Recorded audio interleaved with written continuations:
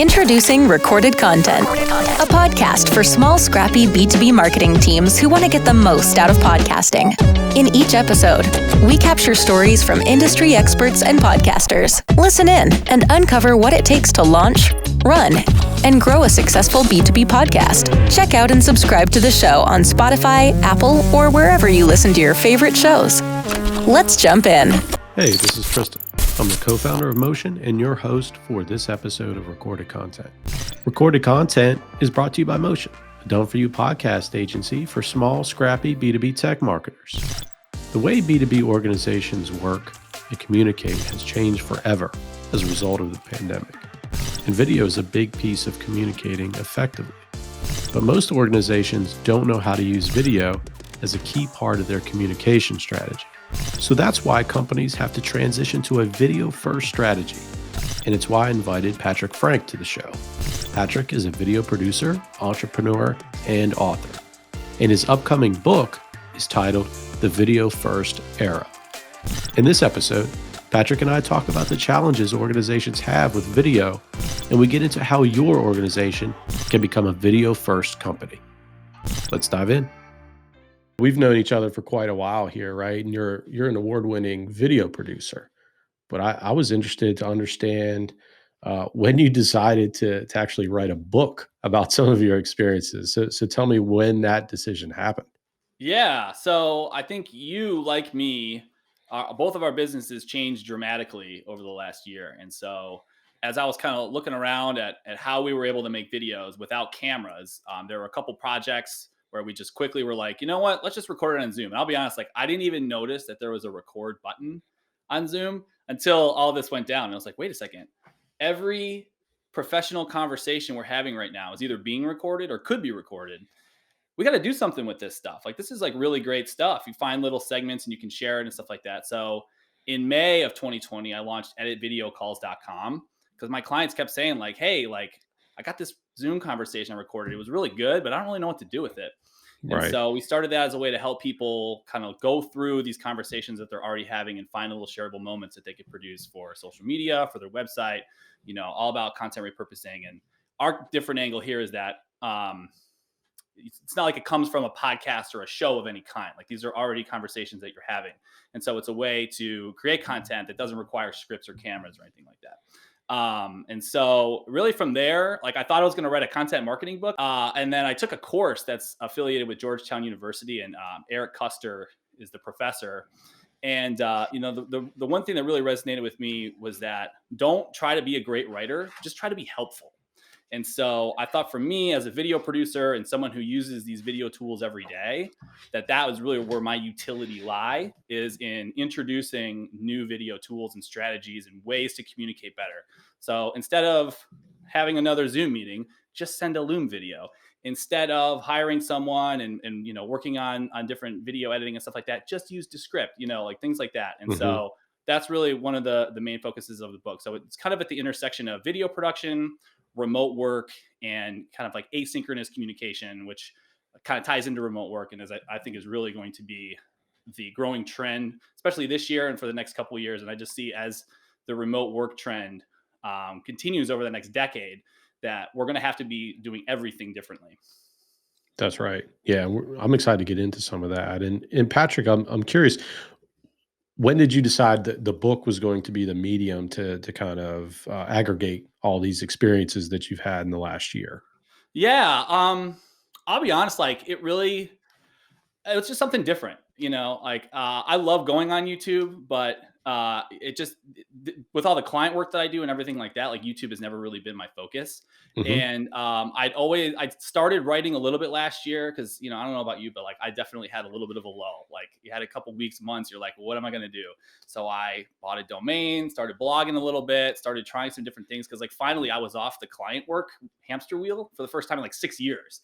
Yeah. And so it allowed me to kind of try some different stuff. And I really enjoyed writing. And then I had a couple of friends that had done this program, like I mentioned. And I thought like, well, if I'm going to do it, now's the time to do it. Like I have nothing else to do. So, and it really was great. Just a lot of fun, just exploring trying all these different apps and tools, meeting really interesting people that were doing cool stuff. And just being able to go like way deeper into researching and writing than I would have if I was just trying to get some quick blog posts out or something like that. So Yeah. I think that was really, it was really just the depth of it that was really attractive to me. Yeah, and I've found that, and you've probably seen that too in your experience, even as a video producer, producing a lot of visual content, often it all stems from something that's written down, right? You get those Sure. thoughts Yeah. on paper, you know. So I see how that definitely came about. And you had mentioned, Patrick, about how your business did change. So I wanted to understand that a little bit more. So it was what, March of last year, right? So video people were going to events, we're filming on site. We were doing a lot of that work too. Talk to me a little bit about how that, when that switch was flipped, like what your experience was as a video producer working with a lot of brands. Like, how did that relationship change? Yeah. So being in Washington, D.C., a lot of my clients are large nonprofits, big associations, especially in the education industry. And so, and we would just clean up in the spring, right? You too, right? Like you're filming multiple events per week between March and June, and everything's great. And it really kind of sustains you through the rest of the year. And that was all just gone last year. Like I had nothing going on for a month or two. And then slowly things started coming back. And then kind of like we talked about where started changing stuff up a little bit and offering different services. But really like the thing that I really went all in on last year that really kind of defined my year as far as how my business succeeded or was able to get through it was really the productized model. And it was something I was dabbling with a little bit previously, but instead of doing RFPs and writing Hmm. proposals and negotiating and doing all this horse trading and back and forth and probably not winning most of them and higher price points and stuff like that, I just said, you know what, like I would rather do simpler videos for more people than to do what we've always been doing. And so that kind of shift to focus more on systems, templates, doing things quickly that are simpler. That was really the big change for me in getting through 2020, and it continues today. Like I think we're probably doing somewhere 60 to 70% of those kind of like productized models Yeah. with a couple different services, and then the rest being your typical kind of custom stuff. And doing a lot for virtual events and things like that, especially with our nonprofit clients and things like that. So Yeah, and I'm interested to know when that workflow changed, right? So to where instead of going to live events and filming on site and putting all that together in post production, when you did switch to a lot of this different style of footage, that you had a lot of Zoom footage, a lot of virtual event footage, mhm. what were some of the issues you saw with how people were communicating? Because I know a lot of businesses were still very heavy with in-person events, and they're just all of a sudden, the rug is swept from underneath them, and now they have to figure out a new way to communicate visually. So, what were some of the things that you saw there? Yeah. So I mean, I think the the one of the things that I think has to be a consideration is how much of this do you want to do live, and how much of this can you do ahead of time? Can you, for those award winners, can you get them to send in those videos ahead of time, and you could tighten them up and put them in a little package so it's not someone rambling or someone with a connection issue or something like that. And I think that I don't think you should do it all pre-recorded, but I think that there is an opportunity to do everything. Like I always think about, and I talk about in the book, um, you have to think about your live broadcasts as like the local news, right? No one expects it to be entirely live, but you have your anchor sitting at the desk that greets you. You know he's live, and then you kick it to the field reporter, and she may have recorded that earlier in the day, but then you kind of have that one person kind of guide them through all the things throughout the day. And so I think by using a combination of live and pre-recorded, like you can put together an engaging package that, if you're trying to do a 30-minute presentation or hour-long webinar or something like that.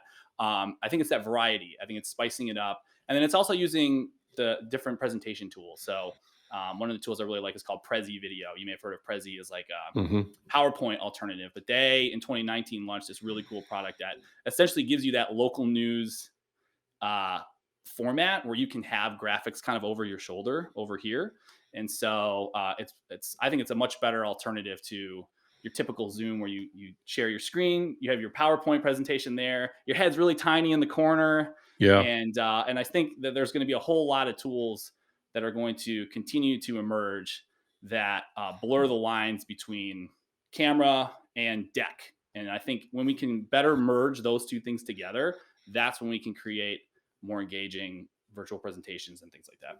So the title of your new book is The Video First Era, right? So can you explain what it means for a business to be video first? Yeah, absolutely. So in the before times, uh, Long time people, ago. yeah, right. You may have flown across the country for an hour-long meeting, right? And I think that we can all objectively view that as a waste and unnecessary, right? Um, we've seen what platforms like Hopin have been able to do with hybrid events, which are now more exclusive for the people that attend in person, but deliver way more access to people that are that second and third tier of attendees and participants, where you can get 10x the amount of attendees that can then watch it online. And so the idea with the video first era and that term video first is like, this isn't going to replace all human contact. Like I still like having beers with people, but I think Mhm. that the bar is much further away to where it makes sense to be in person. And so there's a gap there between what we used to use video for and what is going to take it to decide that in person makes sense. And so it's kind of filling in that gap is really what I mean by the video first era. And so using more video tools to communicate more effectively when until we decide that it does make sense to be in person, because you have a huge you're pitching someone for $1 million investment, or you're it does make sense that for you to move for your job or something like that because you're the CEO or something like that of a big company. So yeah, that's the idea. So Patrick, in the last year, for companies that maybe have embraced video first mentality, right? That just jumped on this scenario and said, "Hey, this is an opportunity for us." What are some of the things that, based on what you've seen, companies have done right? So I think the biggest problem when everybody was forced to work remotely is that everyone just defaulted to doing the same things they did in the office. Those meetings that were in person just automatically got added to Zoom and added to calendars. And then we had the same problems in the office, except now they're remote. And a lot of times, the office is not the best place to get work done, right? Because you're constantly being interrupted. It's really hard to get in that focus zone where you're able to complete the deep work that you need to. And so I think that the companies that have done really well are the ones that said, you know what, no more Zoom meetings or minimal amounts of Zoom meetings. Instead, let's just send a video. Like there are only a handful of different kinds of meetings that you can have, right? One is to provide an update. One is to get feedback on something that you've delivered. And then the third would be a brainstorming session where you would require a lot of people. So with a video first mindset, you could take a look at those first few and say, okay, my updates, that could just be a video to send everybody. They can watch it on their own time. It's asynchronous. They can watch it at 2x speed if they want to get through it quicker. And same with so the updates and feedback. So in the update scenario is, hey, I worked on this. Here you go. And then feedback would be, hey, I'm working on this and I've hit a roadblock and I need some help. Here's what I'm experiencing. Please get back to me. And so I think with a combination of video, screen share, being able to see what it is that you're working on and talking about, plus tools like Slack and other messaging tools, that the companies that are going to embrace that are the ones that are going to have higher employee retention, are the ones that are really going to succeed in the remote working era as well. With the influx of additional video content, what are some of the challenges you see organizations have when they are dealing with this greater amount of video? Because it is a lot different than just Hmm. written or other like design style or visual media. Yeah, that's interesting. I mean, I think you can compare it to data, right? Big companies generate a lot of data and they hire people to go through the data and make recommendations and deliver reports and things like that. But then once that report is delivered, then what actions are you actually going to take to act on it, right? Like the data doesn't really matter unless you can use it to improve your business. And so I think that is going to be one opportunity for companies in the future is now that we're having all these meetings and all this video is flying around, can we collect it all? can we scrape it all? Can we tag it? Can we make it searchable?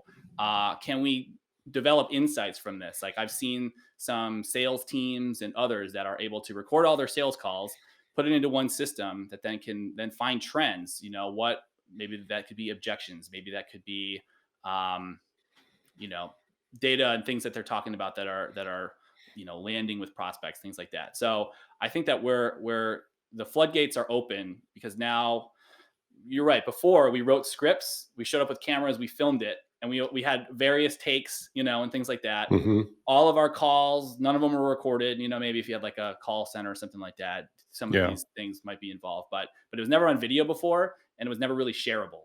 And I think that now we have this great opportunity, and we need to make sure that we have the tools and strategies to execute on it. Yeah, I agree. There's a lot more content now, and I think that just opens up a bigger opportunity for the companies that can harness what's in this rich media. Because we have all this video content, but then you also have to find a way to kind of reshape it and use it in a lot of different ways, which is tied to my next question. Tell me about Zoom footage, because I know a lot of what you do with clients is you take these calls, these meetings, presentations, right, and you'll reformat them in a lot of different ways. So tell me what's wrong with just having a Zoom content, right? Just an hour long video. Why is it important to really reshape that and kind of polish it a little bit? Yeah, well, this as well as anyone, is that you have to create content for specific platforms. And those platforms each operate differently, just from a technical perspective. Each of them have a different audience. Each of them, that audience is expecting a certain kind of deliverable, kind of video, kind of content. And so I think you just need to be thoughtful about taking that hour-long conversation. Maybe that's great for YouTube, right? You put some bumpers on it, you add some keywords, and if you're doing it right, maybe ahead of time, you're doing a little bit of research for those SEO keywords and things like that you can include in the conversation. But no one's going to watch an hour-long video on Facebook. No one's going to watch an hour-long video on basically any other platform. And so I think the opportunity there is then to go and take that 1 hour long video and turn it into 10 or 15 or 30 different shorter videos of various lengths, from 15 seconds to 3 to 5 minutes or so. And so I think it's kind of having that knowledge and knowing, again, what the technical specs are. Is it a square video or a vertical video? Is it 60 seconds or 15 seconds? Is it for stories or posts? Most platforms now have a stories component, which is an entirely new audience that's watching stories and are watching posts. So it really just means more opportunities to get your content, get your video in those places, if you know how to slice and dice effectively. Yeah, and I think that's the big thing too, because people still ask us with all the shows that we're producing about downloads of the full episode, and it's almost like, well, if you're able to repurpose that 60-minute conversation into, like you mentioned, 10 to 15 different pieces spread out across all kinds of different distribution platforms, different social media channels. I mean, you're talking about, instead of focusing on one download, someone might see that episode in different highlights from it 10 to 15, 20 times. And so you're talking about thousands of views across LinkedIn, Mm-hmm. Facebook, Twitter, et cetera. And I think that's a mindset shift that we haven't seen yet. People are still viewing like the Zoom call or the presentation is, did the prospect watch the whole thing? Well, it's just as beneficial if they see that 2-minute highlight, and it starts to shape their own mindset and think about Right. their problem differently, right? Yeah, absolutely. I think if we think about the customer journey, we have shorter videos at the top, and as they get more interested in what you're doing, their appetite for longer videos increases. So, if someone that's never heard of you before is probably not going to listen to an hour-long podcast, Right. but they've seen 3 to 4 minute long videos. If they follow you on social media, if they spend some time on your website and you can retarget them, those are the ones that, as they move further down the funnel, are going to be looking for that longer, more in-depth content. And so it's kind of a flywheel. Yeah, and that's I wanted to talk to you about a scenario I saw on Twitter where it was Alex Lieberman, I believe. CEO of Morning Brew, I saw he put something out there on Twitter and was like, "Hey, I have this Zoom call," or you could tell me exactly what it was. Yeah. And he was like, "Who can do something with this? Who can help me? I'm looking for a video editor to reshape it." And I saw you responded and actually had a cut for him. So tell me how that unfolded. Yeah, nice. Jack Butcher, Twitter MVP, has this idea called Permissionless Apprentice. And the whole idea is that if you want to break into something and you want to get noticed, just go make something. Like, you don't need permission to do it. So I never met with Alex. I never emailed with him, but he put a call out. He's like, "Hey, we're looking for some video. Like, we may be looking for some video work." And so I just went to YouTube, downloaded his video, found a little shareable clip, put it into our template kind of format that we use for edit video calls. And I was like, "Hey, made you this, let me know what you think." And he retweeted it and posted it. And I'll be honest, like, that was about it. Like, I was a little Yeah. annoyed. I was like, "Oh man, come on." Like, but it doesn't matter. It doesn't matter because I have this in my portfolio now. I have this on my website now. I say that we did a video for Morning Brew. Like, like, all of that is true. And there were no contracts involved. There was no hiring. I just pounced at the opportunity, saw the opportunity, recognized it, and made something. And so I think for everyone here, especially if you're looking for a job, if you're looking to get promoted, you're looking whatever, take some risks. Spend an hour or two. I mean, literally, that's all that took, was an hour or two of me recognizing the opportunity, editing his video, and sending it off. So I think that those you can't let those opportunities go, and it only helps you to build your portfolio. And the more you do that, the more opportunities, the greater your luck is, right? You have to kind of make your own luck that way. So Yeah, no, I love that. That stuck out to me. I had to ask you about it. And yeah, thanks. hey, he That's was funny. yeah, he responded on Twitter, so it's not like Yeah, he didn't see it at all. So yeah, totally. that's something that other folks will see that demonstrate your capabilities. And I wanted to ask you about when you have an hour long conversation. Tell me about how you go about sifting through that material and Mhm. then finding some of those pieces that are valuable to share to the outside world. Yeah, absolutely. So, in the before times, I'm going to keep using that phrase, and really, this has nothing to do with the pandemic. It's the incredible ability of AI to create these auto-generated transcriptions now. Before, I would film a whole bunch of interviews. I'm working on a documentary for a client, and I'd pay Rev.com or something like $1 a minute, or whatever it Yeah. might be. So, like, you rack that up pretty quickly, like hundreds of dollars on transcripts. And now you just take your file and you put it into one of several different tools and you hit transcribe, and boom, within a couple minutes, it's 90% accurate. And it's just like, wow, that's amazing. So definitely want to give a nod to the script and otter.ai and any of these other tools, Trint, that are able to do auto transcription. And so really that's the process, is just you create that transcript very quickly. And then our team has a little bit of a framework that we work on. So the things that we're looking for are, the whole idea is that it's something that is standalone, right? It doesn't require any additional context to understand like what this 2-minute video is about.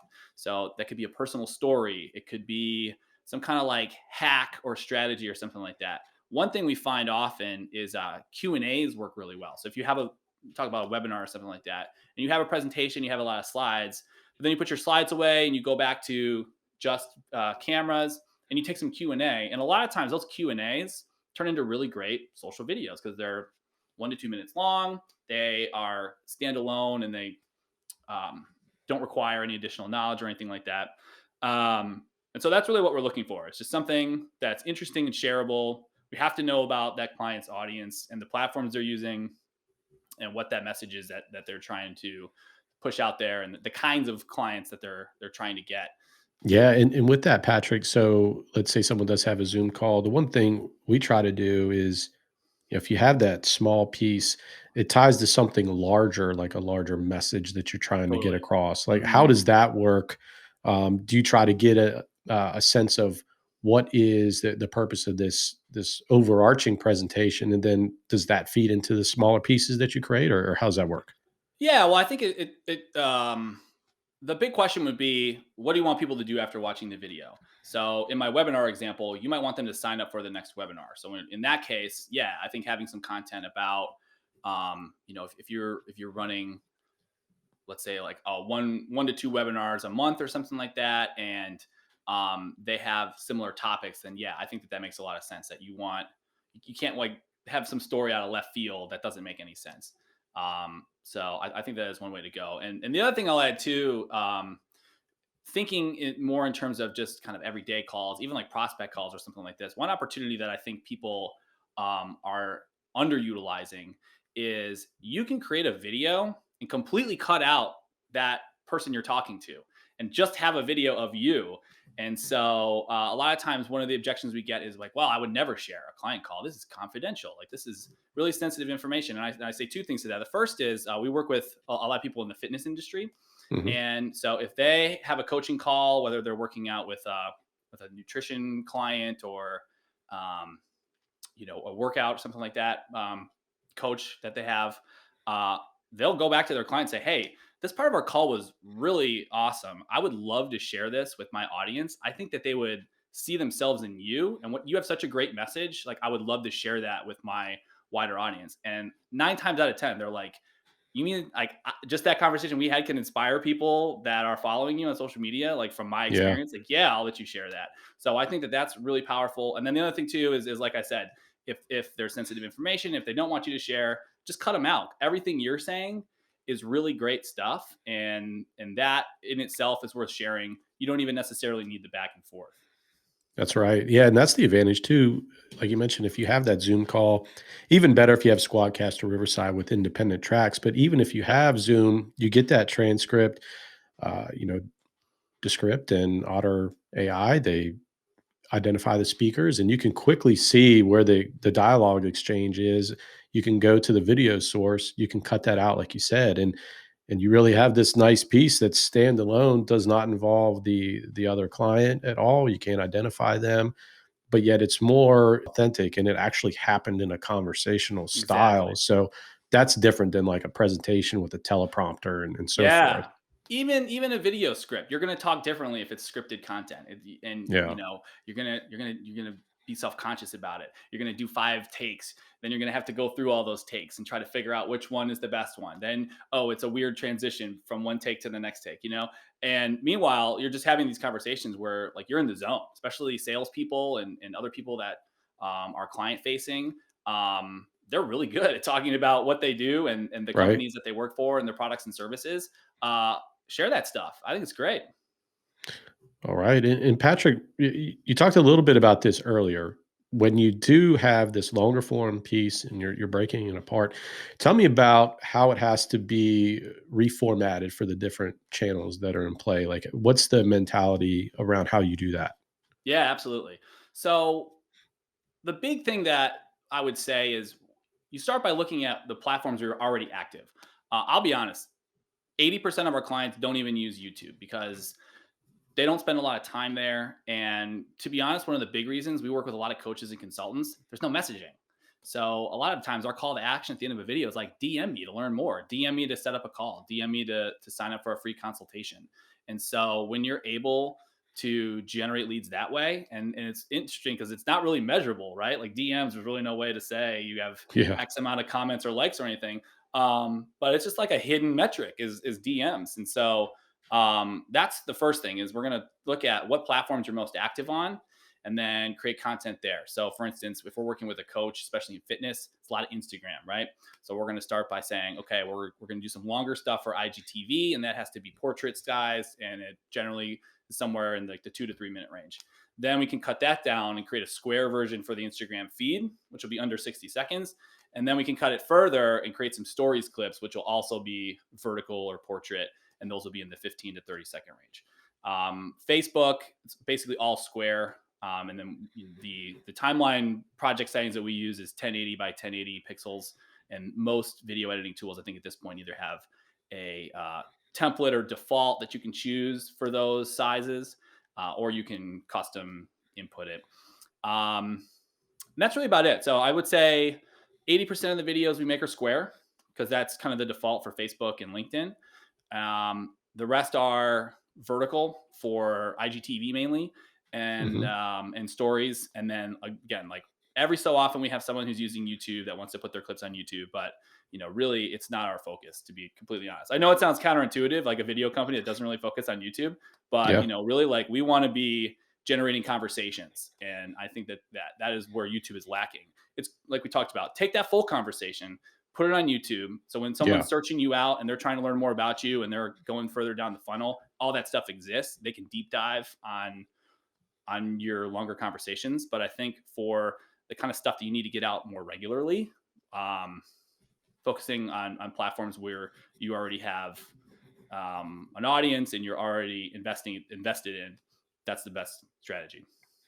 Yeah, and I think that's a big piece is encouraging those conversations. And it's like you said, we do something similar. It's with the podcast piece. We'll Yeah. put the full length video on YouTube for Yep. a customer. Do the same thing on the podcast side. It goes out to Apple, Spotify, etc. But it's like, where are you really having these conversations? What are the platforms that you engage in? Where's your audience? And that's really where those smaller pieces get sent out. And it's back to just that mindset of what a podcast is or what a longer form Zoom presentation can be. It's just changing the whole paradigm and saying, hey, Yeah. it can actually be something 15 to 20 other different things that are more relevant. Yeah. I think the advantage to a podcast is you're able to book those guests. You're able to say, hey, I want to have this long conversation with you. And that's a great starting point for all these other things. Yeah.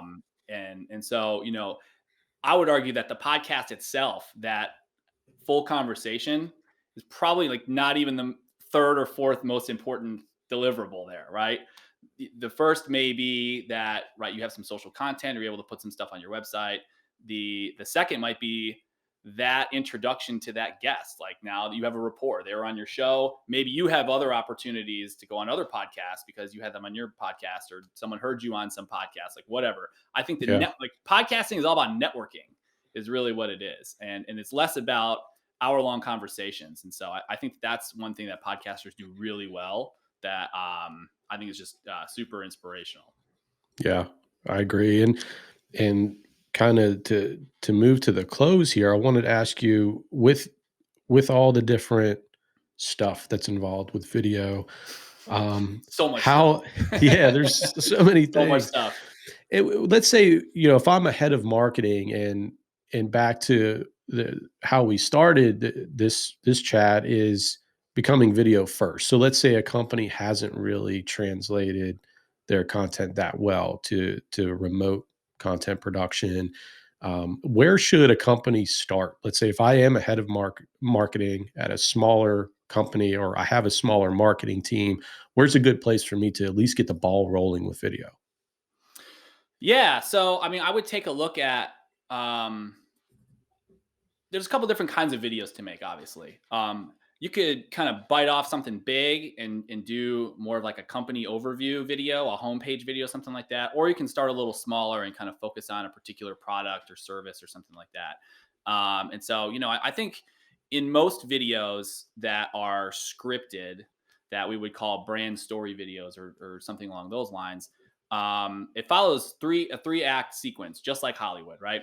And those 3 acts are establishing the problem. So, are you able to um, enticingly kind of describe the problem that your company solves?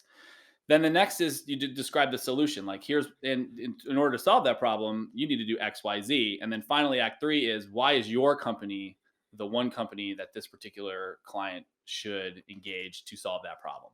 So if you can kind of think about that format or that rubric as a starting point, problem, solution, and then why us, I think that's a really good framework for really any video that would live on, whether it's a homepage or a product page or something like that for a small business. That's a good place to start.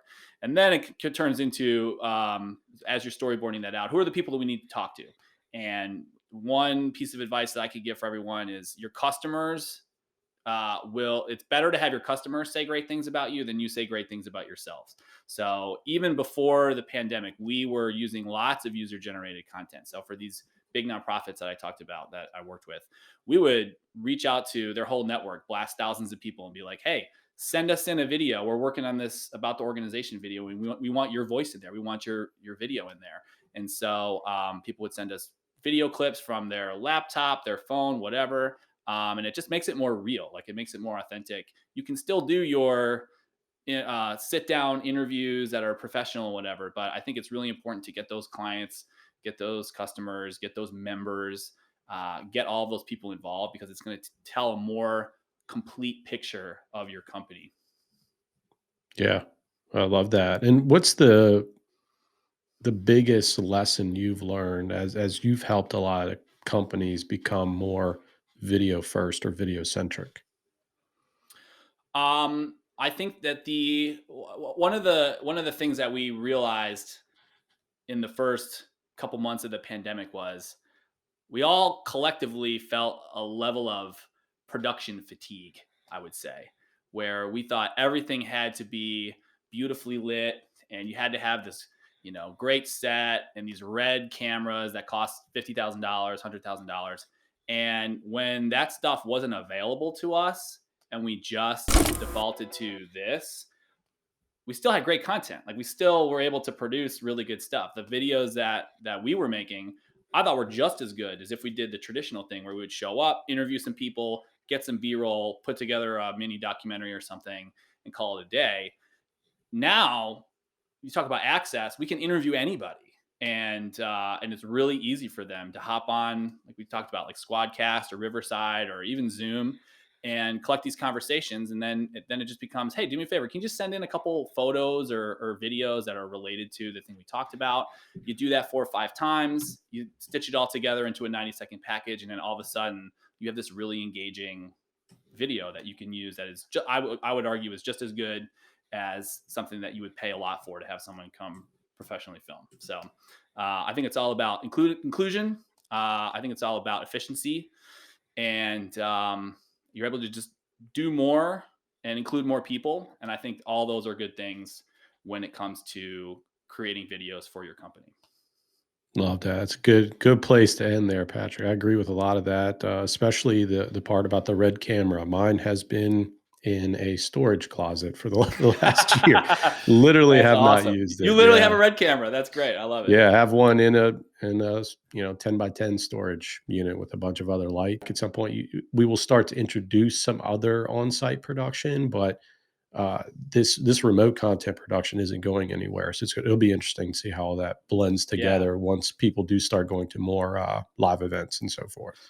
Yeah, and I will say, just from the platforms I looked at for the book and kind of my own working with clients, there is so much opportunity to deliver a great hybrid event where you can have those professional cameras, feed it into some platform where people can watch remotely, and we need to have more interaction between the in-person attendees and the remote attendees. And I think that that's going to be a huge trend for the next couple of years, is platforms that are able to create a seamless experience for both.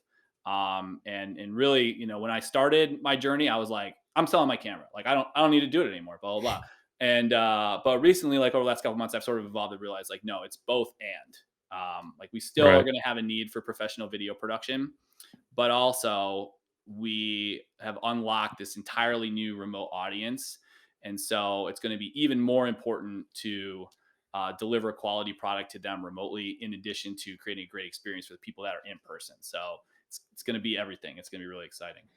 Well, Patrick, where should people go to find out more about yourself and also your book that I know definitely. you're launching, coming out soon with? So I've set up shop at patrick.video is the URL that I started last year, and I started writing a little bit there. You can check out the book at videofirstera.com. That's going to send you to an Indiegogo campaign where I'm doing a pre-sale campaign for the next couple weeks, depending on when you listen to this. And after that's over, I'm going to build that out to do a little bit more. One thing that I'm really interested in is everyone who pre-orders the book is going to be invited to join me in testing out all these new video apps. Because I think one of the things that I've learned as I've been working on the book and testing stuff and thinking about stuff, it's really hard to do it by yourself, because it's inherently a social experience that you need to have other people to bounce off of. And how do the windows work? How does sharing work? How does collaborating work? And so I'm really excited to start creating a community that of people that can go around and test new apps and things like that. All right, Patrick, thanks for finally joining me face to face here on recorded content. Thanks so much for having me. It was great. I'll make the trip 90 minutes down to see you at some point. Thanks so much for having me.